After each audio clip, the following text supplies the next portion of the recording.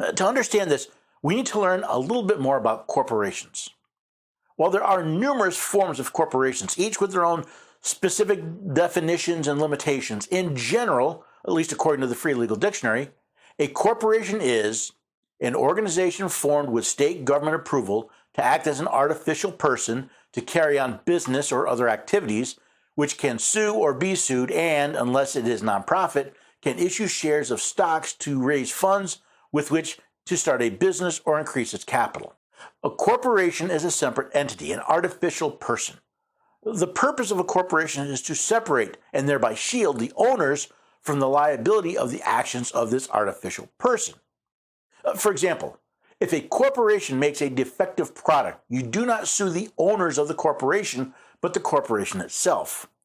Similarly, when a corporation makes money, it is not the shareholders who are taxed, but the corporation. At least, that's how it's supposed to work. In response to a question by Justice Thomas about realized gains, General Prelogar said, "I think this is a paradigmatic case of realization, Justice Thomas, insofar as that the thing that's being taxed, the underlying tax base for the MRT, are the earnings that came into the corporation, the foreign corporation's coffers.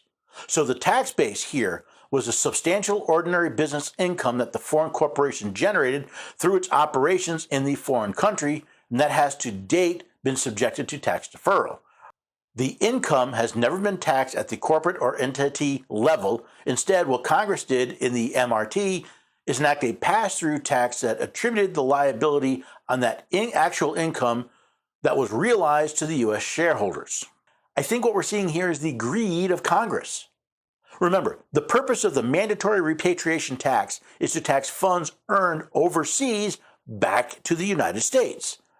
In this case, the Moores invested in an Indian startup company known as KissenCraft back in 2006.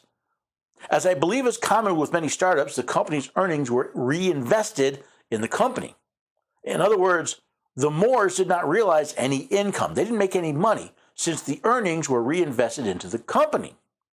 Then in 2018, under the recently passed MRT, the Moores were expected to pay taxes on the reinvested earnings going all the way back to their original investment. However, since the corporation in question is domiciled in India, not the United States, any earnings are taxed under Indian law. Since the income to a foreign corporation for its operations in a foreign country was subject to that country's tax deferrals, no taxes had been collected.